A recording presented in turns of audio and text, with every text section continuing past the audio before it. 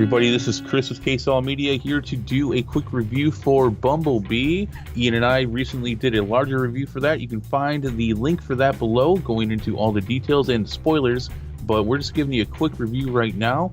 Overall, this is the tale about Bumblebee, and it's a period piece taking place in 1987 and explores how he got to Earth the first time, which is kind of the second time, but you know, whatever. That's it gets a little mixed up with that throughout the film. But this is a story about Bumblebee getting to Earth, trying to protect and scout out the planet, while the Transformers are fighting on Cybertron and the Autobots are fighting a losing battle against the Decepticons.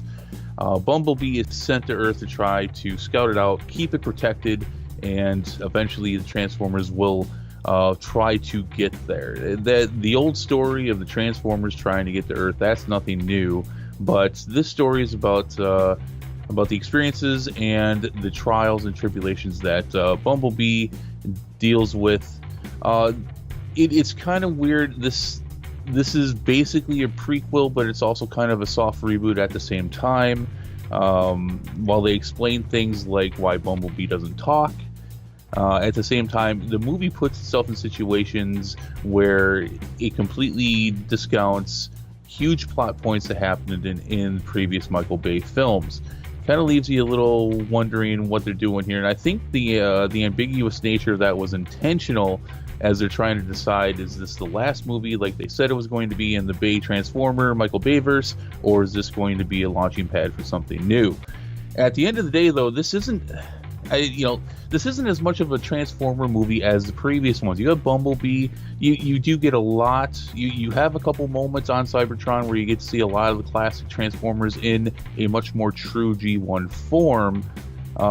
Basically, though, this is a film about Bumblebee and Charlie, played by Haley Steinfeld, who does a really good job, and in large part puts the movie on her shoulders as the lead actress. It does a really good job of it, and they're both dealing with issues and things that have happened from their experiences, and how they come together and help each other out.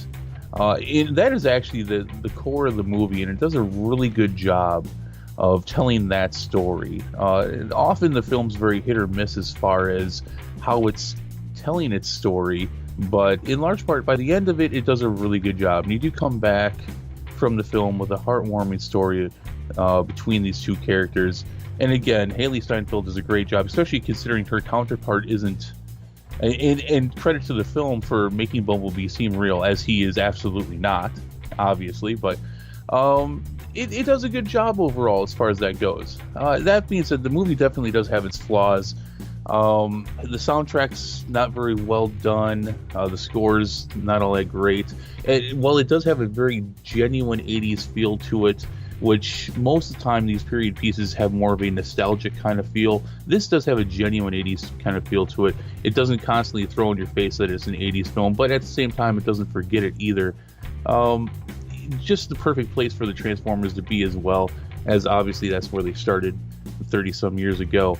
The action in the film is actually some of the best that you've seen from any of the Transformers movies. I guess that's a little bit as to what your personal taste is. A lot of the previous Transformer films were kind of a big mess. Lots of explosions, lots of things up close. The choreography wasn't all that great. These are actually some of the better action scenes.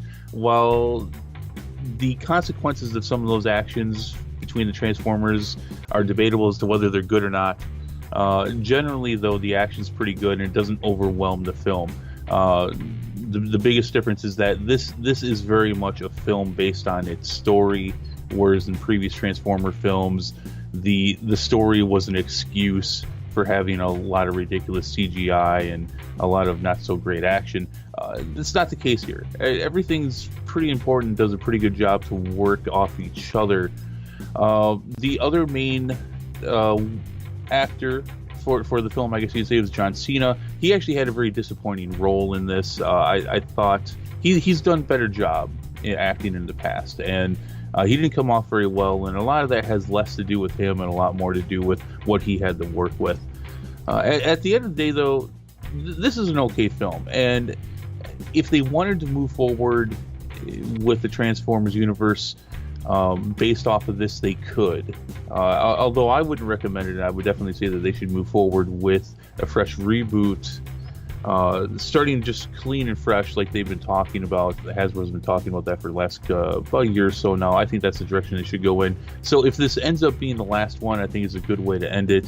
Or if this ends up being the beginning of something new, there is a foundation to do that, but I wouldn't recommend it. At the end of the day, Ian and I both we each gave this a 7 out of 10. It's a decent film. If you're a big Transformers fan, this might be worth going to the theater to see. If you're not, this is definitely something you might want to catch on streaming or rental.